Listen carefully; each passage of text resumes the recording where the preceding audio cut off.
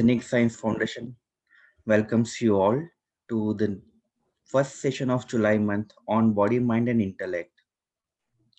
So let us begin with this session of body, mind, intellect. No, Anurag sir, I would like to take this session. Okay. Thank you, Shishirji. Namaste and good afternoon to everyone. And a very warm welcome in this July session of Body, Mind, Intellect Tattva Bodha. I hope all of you are doing well. So let us start the session with the prayer.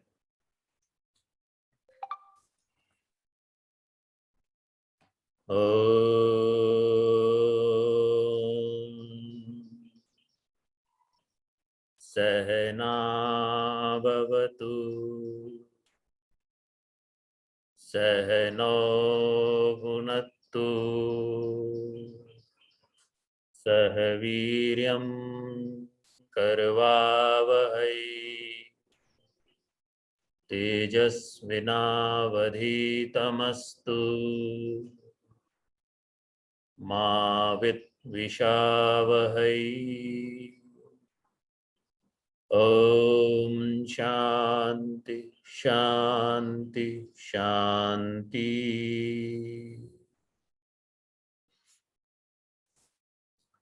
So we are in the chapter 2 now of BMI, and last month we discussed more about the three forms of manifestation, which is gross, subtle, and causal form. That's the matter. Matter manifests into three forms. We also took a look on how the cause and effect law work as a basis of all the activities which takes place here. And then based on this cause and effect law, there are two more laws which we reflected upon: the law of destiny and the law of karma. And we went through a evolution sequence, how the different elements, that the 24 elements of the matter, and of course the consciousness, which is Purusha, the 25th element, how the whole organization, the evolution takes place in the presence of this Purusha element for this. And then the temperaments, the three gunas, the qualities or the temperaments which binds the jiva or the individual to the worldly affairs. Today we will continue. We'll again start with this a refresher with the three gunas, and then we'll discuss more into the panchakoshas, the five sheets, the layers of the personality. And beyond these three forms, what is that fourth form? We'll spend some time on that as well. And if time permits, we will get into the chapter 3, which is about the gross body. Okay. So this is, again, I'm showing the picture of the 25 elements and how they are structured and how the evolution takes place.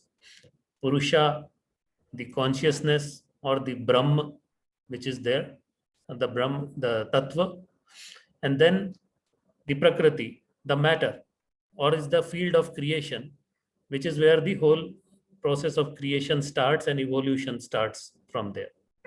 Okay. So intellect and then ego, and then you can see that there are 5 tanmatras, 5 panchabhutas, the 5 elements, the 5 sense organs, Gyanendriya, the 5 karmendriyas, organs of action, and the 11th indriya is the mind. 11th sense organ, mind is also considered as an indriya because it has sensory centers.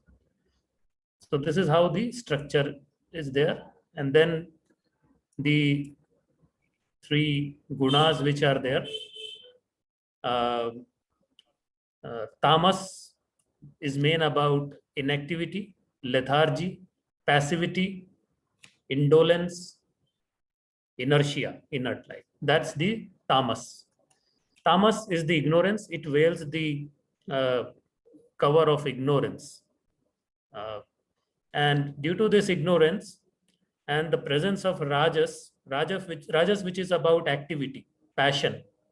Okay, rajas has activity but no direction. It is a vibrancy, high energy. But due to that wheel, the envelope of ignorance, there is no direction for the rajas, and then that causes the agitation in the mind. Because there is no direction, there is uncertainty, and the agitation takes place. Okay. And then the third is the sattva, which is more about stability, purity, serenity, tranquility, piousness, and detached. These qualities are more when the sattva guna is there. Okay. So these three gunas were used as a basis in the ancient times in the Eastern models for describing a personality. These three gunas manifest and they create multiple or the billions of personality with the proportion that varies. Okay. So that's how the personalities were formed. And this is where this whole system of Varna Vyavastha, which was there, the whole society was organized based on the Varnas or the qualities or these gunas. A very beautiful system to organize because these qualities are inherent in the individual. That is your swabhava. These qualities form your nature or the sabhav, intrinsic nature. And if your field of activity aligns to your intrinsic nature, that's where you are bound to get more success. If they do not align to your nature, you are bound to get frustrated because there will be more failures. Your mind will be distracted over there because it is not of the liking of the mind. And anything which the mind doesn't like, there will be distraction. It will go into multiple other directions. And the focus will never come over there. That energy, that passion, that happiness, the joy that you get by doing the work, you will not feel. So that is how these four Varna Vyavastha was done. If you see that the first one, which is more about, which is called as Brahman. So what is a Brahman? Brahman is the one who is more engrossed into the worship and all these activities, spiritual activities. One who is working hard to get this knowledge of the self, wants to know the truth, more of a contemplator, and worships that knowledge, and then wants to teach others, educate others also, pass on that knowledge. So that's where the Sattva-guna is more. People who had Sattva-guna as a dominant quality. That doesn't mean the other two qualities, the gunas, are not there. But Sattva is the more prominent, followed by Rajas, followed by Tamas. So those kind of personalities are categorized as the Brahmans. Okay. Very matured people, high thinking not about themselves, but thinking about the society and this world at large. Such people fall into this category. Then comes the different kind of people who are more passionate about administration and management activities, who possess the leadership qualities, okay, who have the strength and the valor, okay. So they are categorized as a Kshatriya. So they are basically, main focus is to protect the dharma. They are the Kshatriya qualities, okay. So these kind of work are always there in the society, whether ancient and whether modern. Even today, you see that you need people. There are people who are good in management and administration of the things, who possess good leadership, right? So they are classified into Kshatriya category. So in Kshatriya, Rajoguna is dominant force because that brings that passion, that vibrancy, okay, and followed by Sattva-guna and then Tamoguna. So RST is the combination you can take here. In the first case, SRT, Sattva, Rajas, Tamas. That is the order. In the Kshatriya, it is RST, where Rajoguna is the dominant, Sattva Guna followed by Tamoguna. So those personalities fit more into this kind of bracket. Even in the ancient times, the kings and the rulers, they knew the importance of the knowledge, and they knew they were not strong in those areas, and that was the reason they used to have advisors, the Brahmins or the educators, as an advisor, because they possess the knowledge of the scriptures or the knowledge of the well-being, and they used to take help of these advisors to have the proper administration and management of their kingdoms. Okay. So this is how the Kshatriya classification was there. The third one, people who are giving strength to the economy of the nation. Okay, so these are classified as a Vaishya. So people who are doing business, who are generating the employment for the others, and agriculture people also fall into this category. Okay, so businessmen and agriculture landowners and all those people, they're classified into this Vaishya category. Vaishya also, Rajoguna is dominant like Kshatriya, but the sequence is RTS, Rajoguna, Tamoguna, and then Sattva-guna, RTS. That's the combination, and those people are fit, align well with these kind of activities. The fourth category, Shudra, in this, the Tamoguna is more dominant, followed by Rajoguna and then Sattva-guna.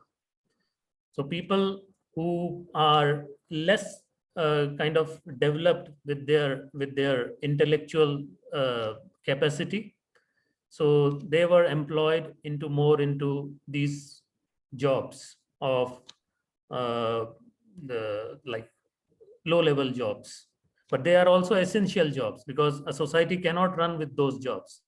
So when people are all focused and organized in such a way, the society runs in a more meticulously and in a more organized manner, and such kind of society used to progress also.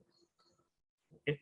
When we talk about the four main purusharthas, what are those four purusharthas? Dharma, Artha, Kama, Moksha. So if you see that the first category is more about moksha, the purushartha is moksha. People who are putting purushartha towards moksha, towards self-realization, Brahma. People who are protecting the dharma, Kshatriya. Artha is the Vaishya, economic stability, economic growth, commercial growth of the nation. And Kama. Kama means people who are just engrossed with their own desires. Me and my family, and their thought process is just limited into that kind of area only, that kind of field. Okay, small field. They all fall into this Shudra categories, who are just worried about their own life and how to fulfill their needs. So their entire life goes into those direction only. Okay, so they all come into that. That doesn't mean that any of these classes represents a low kind of class. It is just the qualities which are there. And what Bhagavad Gita also says is, Even a Shudra can reach to the stage of self-realization because Brahma exists everywhere. If a person's mind is focused on the Brahm and he does his duties faithfully, rightfully, he becomes a candidate or a qualified person to reach that stage. Even within a day, one person can migrate between these four personalities. If you just explore your personality, even within a day, sometimes you will be acting like a Brahman, sometimes you will be acting like a Kshatriya. When you are earning for your family, you are more giving financial standing to your family, you are working like a Vaishya over there. Okay, so these qualities, because these gunas varies in a day also within a person individually, so we move across these four personalities within a day. But which personality where you stay for a longer time defines your intrinsic personality or that's personality. So this is very important because today this whole meaning has been lost and it has become like people by birth or these caste system has got created. So if you are born in a Brahman family, by default you are named as a Brahman. If you are born in a Kshatriya family, you are labeled as a Kshatriya. That is not the right representation of the society. And that is why the societies are not progressing today, because this whole organization structure has been lost.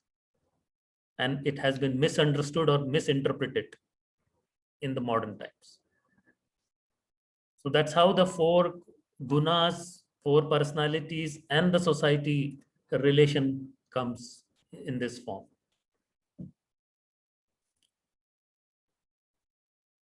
Now we are looking at the Panch Koshas. If you look at now, focus on the individual, there are 5 layers.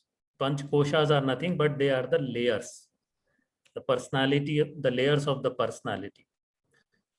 So when the Atma or when the consciousness is layered by different personalities, then we say that this is a Jiva, because that's where we say that this Atma is now in a bandhan. And Atma is in a bandhan is called a Jiva. These layers make the bandhan or the foundation or the bounds.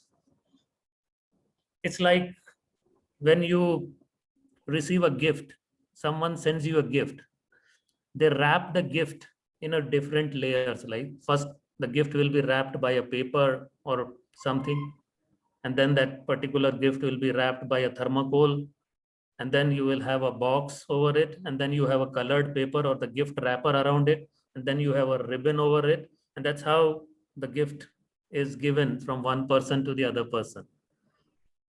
And the receiver of the person becomes excited when the gift comes. He very enthusiastically opens the gift. You open one layer after the other layer, and eventually when the final gift comes into your hand, you become very happy to receive that gift, because that's the most valuable part in this whole structure.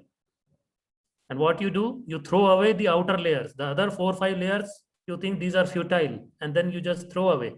And the most valuable component inside is what you get. The same thing, nature has given this gift wrapped in the 5 layers. And as your awareness goes from one layer to the other layer, you become more excited, more enthusiastic about what is inside. And the moment that realization with the gift happens, the main component, that's your Atma, that's your true nature. You understand that this is real and this is unreal. And that's the kind of joy. And you get into that eternal, infinite bliss that this whole thing gives you. Okay. So what are these 5 koshas or the layers? The first one, we are talking the outermost coverage, is the Annamaya kosha. Anna means food. So the layer which is made by the food sheath, it is there. So what is this food sheath? Food sheath is created by the food. So the parents consuming the food, and that food becomes the seed in the form of sperm and the egg, and then the new life takes place from there. So it is created by the food. And then when the embryo is there, the fetus is there in mother's womb, it starts development, and it is maintained by the food that mother is taking. And then when the fetus becomes a baby after 9 months, comes out, this independently, this body then maintains it by the food. It becomes independent, yet it is maintained by the food throughout the life, and it goes through that process of growth, decay, and death, eventually the death.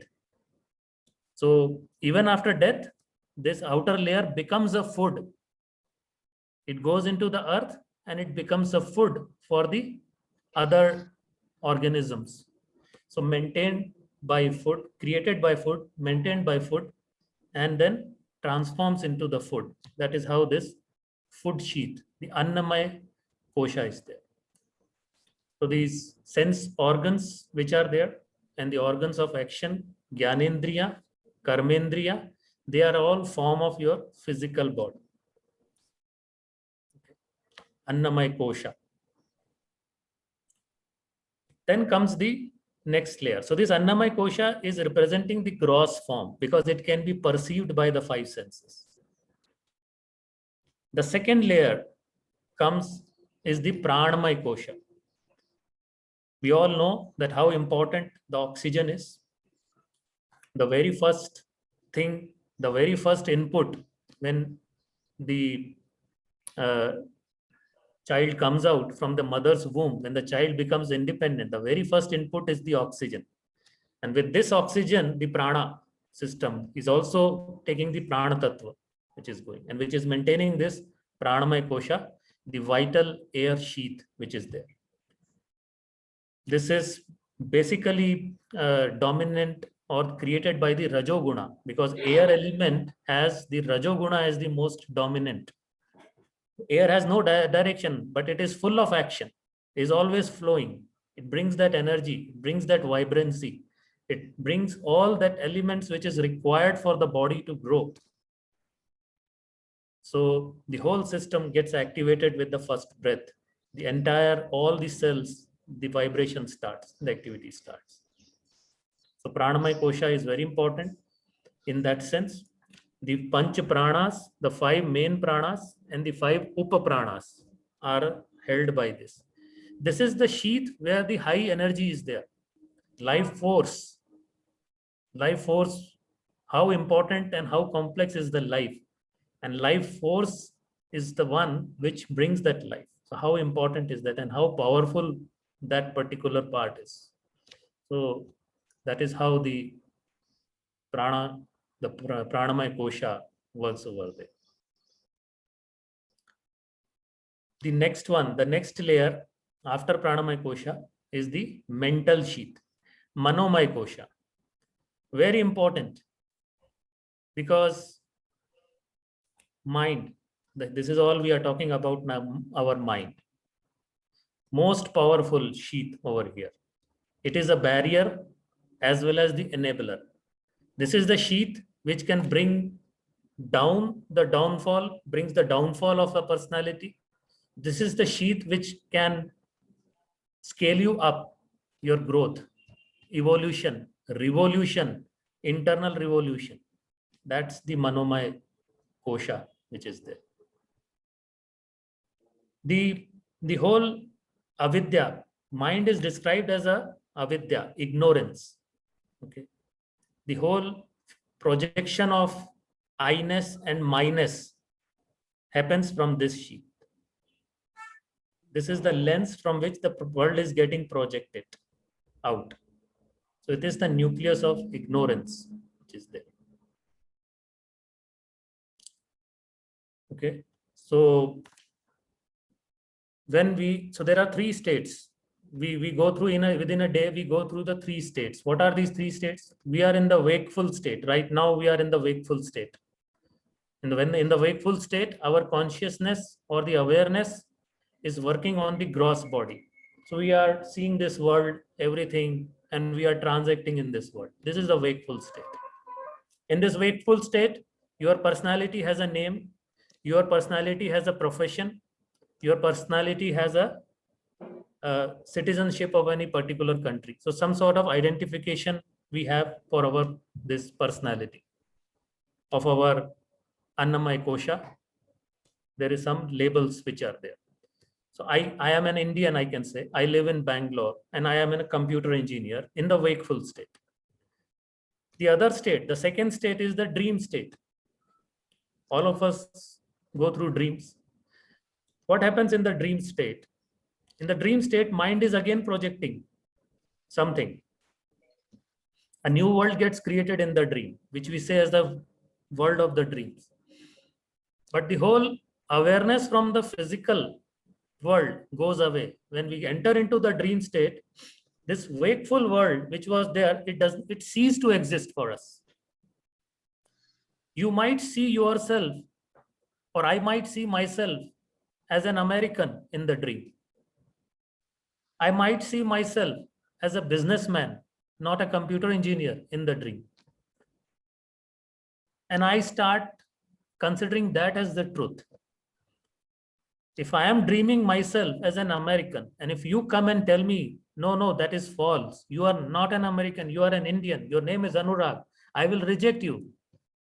Because for me, the external world is, this world is not existing. This personality is gone. It has ceased. A new world has appeared and I am considering that as the truth. My whole actions are working there.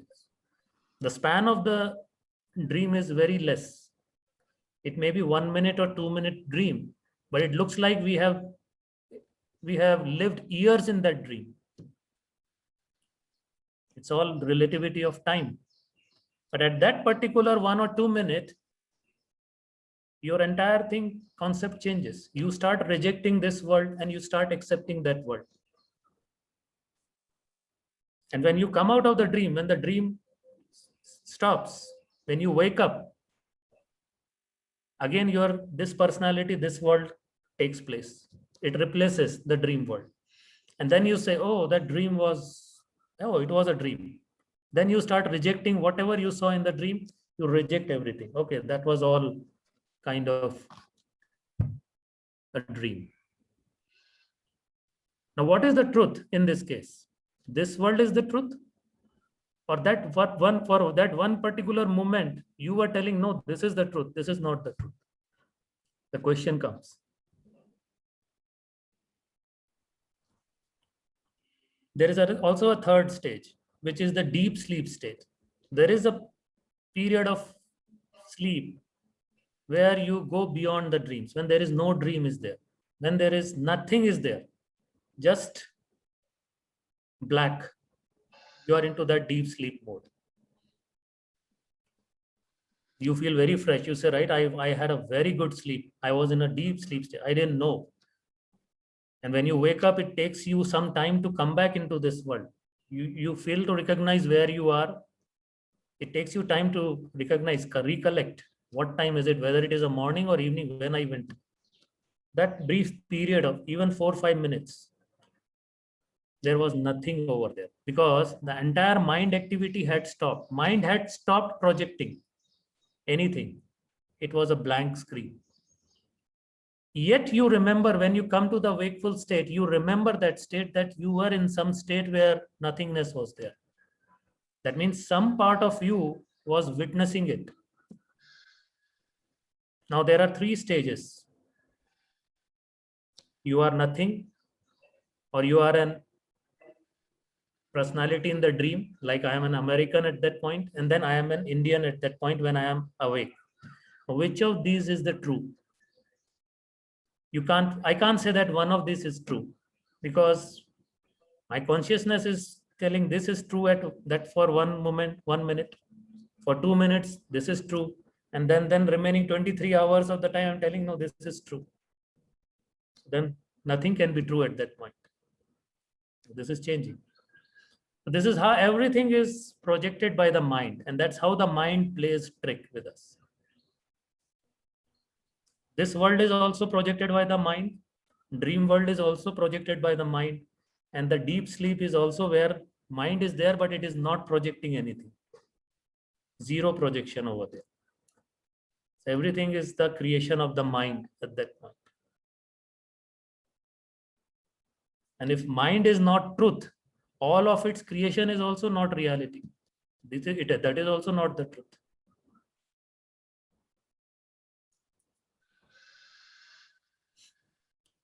When we will go a little deeper in the next couple of charts in Manomay Kosha, that how mind acts as a barrier and enabler both, we will spend some time on it.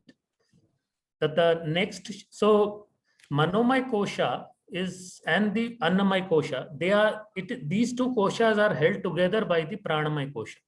So Pranamay Kosha is acting like a glue, like a Fevicol, and it is holding these two koshas together. Your mind, your psychological domain, and your physiological domain held by these Pranamay Kosha, the Panch Pranas and the Panch Upapranas which are there. It is holding like that.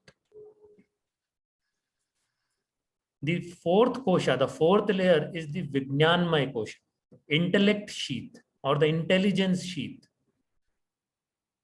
intellectual sheath which is there. So this is where the light of consciousness is working, and this helps in recognizing the things. So the knower inside you is actually coming from the intellectual sheath.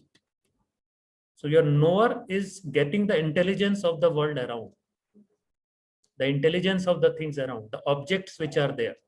So that is the Vijnanmay sheath, intellectual. Mind is projecting, intellect is recognizing. So the projection of my and I, and the recognition of that is, I am this is my body, this is my mind, okay, this is my car. All these distinguishes and knowledge is being given by the light of consciousness which is going through your, which is acting through your intellectual sheath. Okay, so the consciousness which is working through your intellect results in the intelligence or in the world around us. So it is like a light. For example, a moonlight. When you are going in the dark forest, and suppose this is totally dark, there is no moon, you are going in the night, you can't see anything over there, yet the objects are existing, the trees are there, the animals are there, okay, so the entire jungle and the forest is there, but you are not able to cognize it. And when you are not able to cognize anything, that is also fine, but if you wrongly cognize something, that creates the sorrow. So ignorance is not creating the sorrow, it is the wrong interpretation of the things which will create the sorrow. So if you don't know the truth, fine, that is ignorance. But if you misinterpret the truth by something else, that's where the sorrow comes. Take an example, and this is a very famous example in every Vedantic text, which comes like a rope and a snake. So suppose there is a rope and there is a darkness, and then with little bit of light falling on it, you misinterpret rope as a snake.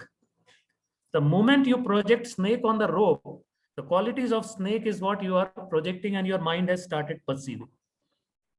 And then the sorrow will start, because you will get into fear. You will panic.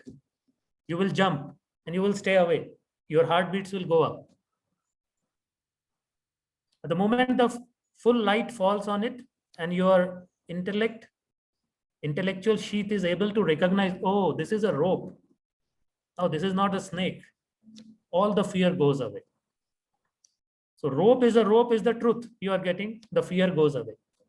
But suppose you don't know the snake. You see a rope, but you don't recognize it as a rope. Sorry, it is little confusing, but very important. When you see rope as a rope, that means you are seeing truth. No fear at that point. Know that. But you are seeing a rope, but you are not recognizing it as a rope. You are seeing it something which you don't know. That is ignorance. That time also no fear is coming into you. The third stage, when you are misinterpreting rope as a snake, because you know the snake and you are considering it a snake, and that time the sorrow starts in. That's a misapprehension of the reality. The sorrow will start. So 3 stages. That's why somewhere people say ignorance is a bliss. Ignorance is also a bliss in certain time because you don't know. That is the deep sleep state we are talking about, the Anandamaya Kosha. It's a complete dark, complete ignorance, no activity, no cognizance. So you are happy because no other projection is happening. Mind is not able to cognize anything else. The same thing happens in this world also. The moment you consider all this unreal world as a real world, the sorrows will start because you are misapprehending the reality.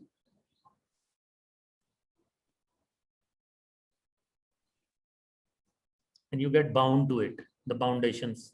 The mind creates the foundations to that, and we will talk about that. So that's the intellectual sheath, how it is working over there. And finally, the Anandamaya Kosha, the bliss sheath, that is where the vasanas, the unmanifested desires are there. Unmanifested desires, when they manifest, the light of consciousness, the intellectual sheath falls, and then it comes as a thought inside you. You are recognizing that some thought has come. But when this thought was unmanifested, it was somewhere down in the seed, in your causal body. Okay. Intellect was not able to cognize it at that point. Your intellect was not able to cognize it. So zero mind activity at that point. So vasanas are there. Now, the innermost sheath governs the outermost sheaths. That is the principle here. So the food sheath is governed by the vital air sheath. The Manomaya Kosha will govern the Pranamaya and the Annamaya Kosha. Intellectual Kosha will govern like that. If this governance, this is the natural process. But if intellect, you don't allow the intellectual Kosha to govern the mind, and mind overpowers that due to agitation, you will go through the sorrow. Because your emotions and everything are then taking over. The light of consciousness is, since your mind is agitating, the light is not able to fall properly and you are not able to cognize the things properly. Then the misapprehension will happen. For every situation, you will misunderstand. The moment you misunderstand any situation, you will make errors. And those errors and misunderstandings of relationships and other things will lead you to the sorrow. These agitations are caused by the foundations, the attachments that the mind has created. So these 5 koshas are there, and you can see how they are represented in the 3 forms. The gross form is Annamaya Kosha, and the part of Pranamaya Kosha is the gross. The oxygen which you are taking is the gross. You know that oxygen is going, but the Prana Tattva there is the subtle. The Prana Tattva which you are taking is the subtle. So it goes into the subtle body. And then you have the Manomaya Kosha and Vijnanamaya Kosha representing the subtle form of your body, the Sukshma Sharira. And then finally the causal form is your Anandamaya Kosha, where the Vasanas are there, the seed of the things, the seed from where the whole activity starts, action starts. This is how the Panch Koshas are organized. Now, if I have to map on this chart of evolution, these 5 koshas, you can see that all the red color box representing your Annamaya Kosha. The orange color is representing the Pranamaya. The yellow color box representing the Manomaya. And the green color box representing the Vijnanamaya. And the blue color box representing the Anandamaya Kosha. So your Panch Mahabhutas, Panch Tanmatras on the right, Panch Mahabhutas and the Gyanendriyas and the Karmendriyas. These 15 elements are forming your Annamaya Kosha. food sheath. The Panch Tanmatra, the rudimentary or the subtle form of these Panch Tattvas, Shabda, Sparsha, Rupa, Ras, Gandh, sound, touch, form, taste, smell, and the mind, desires, emotions, memories, whatever are there, it represents the Manomaya Kosha, yellow color. And these two are held together. They are enveloped by the orange box, which is the Pranamaya Kosha. And if Manomaya Kosha is also, you can see one box above, that is Ahankar, the ego, the projection of I-ness and minus, the feeling of I-ness and minus. So Manomaya Kosha is overlapping with where in Vijnanmaya intellect Kosha is also there. Okay, some part of it is there. And then you have Vijnanmaya Kosha also there, which has that I, that the I which creates the individuality, the I that separates you, that gives you a perception that you are separated from that Brahm, from that reality. That is your ego. So intellect and ego, they form the Vijnanmaya Kosha. And Prakriti, unmanifested Prakriti, that is Vasanas, which are there, the dormant desires, that forms the Anandamaya Kosha, which is where the Sattva, Raj, Tamas are in the balanced state. Balanced, equally proportion is there. Sattva, Raj, and Tamas. Okay, that is the state of nothingness.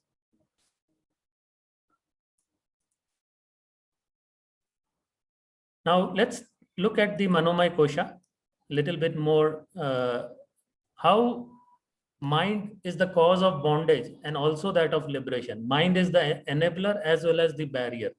So on the left hand side, you see the mind in the circle, and you see those white spots, small spots. They represent the sensory centers, the feelers, because mind is the center of feelings. Anything which you perceive, mind feels it. Okay, any senses, any stimuli you are getting from the external world, these sensory centers are there, they receive it. Now you have sense organs which form the part of your Annamaya Kosha, these Pancha Gyanendriyas, which take the input, which perceive the sense objects. So now you see the sense objects. You can see money, cigarette, sweets, bitter gourd, Karela. They are anything there. These are the sense objects that mind perceives and feels about it. Okay. Now how the things, how the Manomaya Kosha is projecting now, how the attachment, detachment is created. When you see the money, okay, that craving starts. When you realize the value of money, you think that money brings happiness. We all have this understanding, right? Somehow that our mind is conditioned that happiness lies in the sense objects. And mind starts craving for those. So the moment mind learns that happiness lies in the money, I can purchase happiness by having a lot of money. And when you see the lot of money, the joy comes in the mind. Mind feels very happy. Okay. Similarly, smoking, some people enjoy this. They feel that the moment they see the cigarette, they feel happy. They think that the stress, this is a good de-stressor. Moment I have cigarette, my memory will start working and I can work long hours. People have all those misconceptions. So they get into this addiction of thing, and mind gives them several excuses to justify all this. So there also mind is happy. You see the sweets, mind becomes happy. Okay, the moment you see the sweet. When you see the Karela, bitter gourd, mind rejects it. Mind does not like it. It gets into pain. Oh no, I do not do it. Okay. Irritation will be there, some other kind of experience, because you don't like that.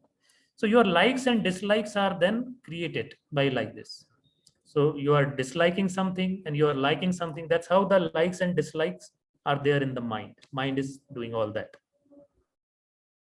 But these likes and dislikes keep on changing with the period of the time. As a child, you may be liking the chocolates and the ice creams and the toys. and somebody comes and gives you a bundle of money, you will reject it because you don't know the value of it. But you know the value of chocolates and all, right? So you will crave, your mind will crave for that. But as you grow up, your likes and dislikes will change, your desires will change. Okay. So things which you like becomes the object of your attachment. What is the attachment? Some invisible cord or the connection with that particular object mind is remembering, it has sensed into the memory, and that attachment will be created. Something it dislikes, the detachment will be created over there. Over a period of time, your likes and dislikes may change. Okay. You can see that, suppose somebody goes through a health issue and then they realize, no, sweets is not good for me. Like I am diabetic now, sweets are not good to me. Slowly, you will start disliking it. Or over a period of time, you naturally will neutralize. These desires will neutralize. New desires will come in, old desires will neutralize. So your likes and dislikes will change. Now you are liking the bitter gourd. So you have developed some attachment with the bitter gourd. But you have developed detachment with the sweets at that point. So this is how mind is creating the foundations. It is binding you because of the three gunas also acting there. You are binding yourself to the world. And these bindings are creating the sorrows. Because you are thinking that this is giving me happiness, this is not giving me happiness. So you are mistaking pleasure as a happiness. Okay, at that point. And this misrepresentation or misidentification is leading you to the sorrows. So that is how the mind is creating, and mind is also enabling. The moment it neutralizes, it automatically detaches. You develop the vairagya, the detachment with that particular object. Okay.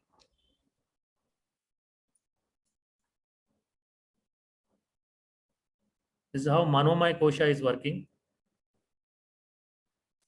Now, how the Manomaya Kosha is affecting your personality. So suppose it is agitated mind. The mind is bound to the sense objects. And when a mind is bound, definitely it is not able to free itself. It is not able to go. And then your happiness is tied to that particular sense object. And that sense object is going through the process of wear and tear. So when that wear and tear happens, it affects you. If your body is going through a wear and tear, it will affect you because you are thinking, this is my body. This is the truth. I am the body. And what is happening to my body? I am dying. That will create agitation in the mind. So when the agitation happens in the mental sheath, Manomaya Kosha, it is also governing the Pranamaya Kosha. The Pranamaya Kosha will get disturbed. The Prana Kshetra, the Prana's energy field will contract in that area. It will start to contract. The moment the Prana starts to contract, the physiological functions will get disturbed because every prana is doing some physiological functions in your body. Okay. The process of digestion, the process of beating of the heart, process of knowledge absorption, process of elimination of the contents out, all these physiological functions, blinking, hiccups, okay, all these things are happening due to the pranas. They will get disturbed. What will eventually happen when that happens? Of course, your food sheath will get disturbed because your Pranamaya Kosha is governing the food sheath. If Pranamaya Kosha is disturbed, your Annamaya Kosha will become imbalanced. And the body will become diseased. So in that case, what is happening? Your bliss sheath and intellectual sheath is not properly able to communicate with the rest of the sheath. Your mind is in an agitation mode. So even if the intellect is trying to tell something, mind is not in a position to accept it, grasp it. So the clarity goes away, the confusion comes in this. And this is where the downfall starts. The personality falls, people go into the depression. How attachment is leading to the fall in personality. These panch kosha, how they are working, you can see. Now, in the another case, if mental sheath is balanced, okay, if it is in a control, if it is in a balanced state, you will see that the light of intellect is falling properly. Intellect is governing the mental sheath. Your desires and everything is clearly working under the discrimination of the intellect. The bliss, the joy, and everything, the light is flowing through it. And then you have a balanced pranamaya kosha and the balanced annamaya kosha. That's how the center part is manomaya kosha and how important this manomaya kosha is. So the main work one needs to do is on the manomaya kosha. The moment the mind is transcended, you get into that. Okay. So we are just summing up this second chapter, last 1 or 2 slides, and then we should be able to close this and we'll start chapter 3 next class. So what you see here on the right hand side, the 3 forms we discussed, the gross, subtle, and the causal. When the consciousness is working in the gross body, it is the waker state of consciousness, Jagruti. When the consciousness is working through the subtle body, it is the dreamer state, Swapna, state of the consciousness. And when the consciousness is there working in the causal, your awareness is there in the causal, then it is a deep sleeper or the Sushupti state of the consciousness. These are the 3 states of the consciousness depending on the 3 forms of the matter and which layer the consciousness is working. Now there comes a state where consciousness is working on all the 3 properly as a whole at the same time. When you are seeing all the 3 worlds together, that means when you are dreaming, you know that you are dreaming. When you are dream state, you know the dream state and you know you can discriminate between the waker state, dream state, and this state. Fully aware, fully enlightened state. Then your consciousness, then the 4th form comes, that is called as the Turiya. Turiya is the 4th state of consciousness. This is called as the transcendental form, terrestrial form and the transcendental, where the awareness has transcended all the forms, all the layers of the matter. And that's where now it is realizing what the truth is. So these are the 4 forms of states of consciousness: Jagruti, Swapna, Sushupti, Turiya. Gross, subtle, causal, and then the 4th form is the transcendental form. So summing up the key components of life, what you see here, when we talk about the layers of the body, okay, so on the top you see the matter. This is all parts of matter. And then gross, subtle, ultra subtle. When you are 3 forms, physical, subtle, and causal. And then when we are talking about the instruments of the body here, body is the representing the gross, mind is the subtle, intellect is the ultra subtle, and vasana is the causal.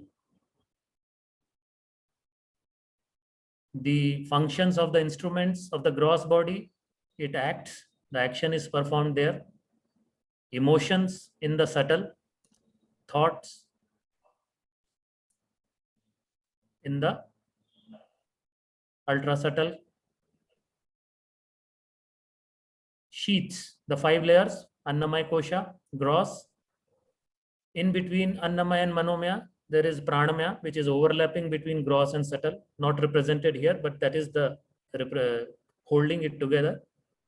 Manomaya Kosha representing the subtle, and then comes the Vijnanmaya Kosha between the subtle and ultra subtle and the causal, and then comes the Anandamaya posture. 4 forms of speech. Speech in the gross is called as Vaikhari. We are not going into details. We will. Each one has a detailed description. What is the Vaikhari speech? Madhyama, subtle speech. Pashyanti, ultra subtle, and in the transcendental there is a paravani. It is called as para speech, paravani. Okay, Vaikhari vani, madhyama vani, pashyanti vani, and the paravani. States of consciousness: Jagruti, that is wakeful. Swapna means dream. Sushupti, deep sleep, and Turiya. So the personality moves from gross, subtle, ultra subtle towards from terrestrial to transcendental. The development happens. Sadhak develops the personality, and there are stages of personality which are there. As you are doing sadhana, your state will move. Okay. And your personality will start to develop. So 24 stages in Siddha Parampara have been defined. Yeah, from Sadhak to Paramatma, from Jiva to Paramatma, 24 states have been given. Different names have been given to that. Okay, Ishwar, Paramhans, Sat, Chit, like that, various names have been given to these 24 states. Eventually, it is Paratpar Parabrahm, that supreme alone reality, it goes to that. So with this, we come to the closure of this July edition. I thank you all for your time, and let's do the Shanti part. We will discuss it next week.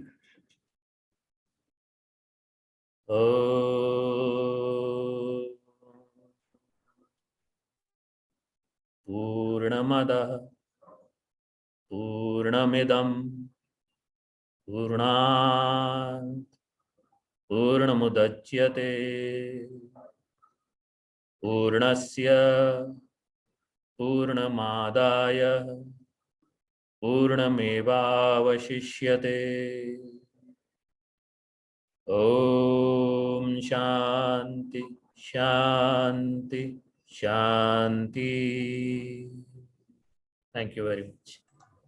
Thank you, Anurag sir, for the wonderful session. So let us connect next week at the same time for the question and answer session. Thank you very much. Thank you very much. Thank you very much. Excellent program.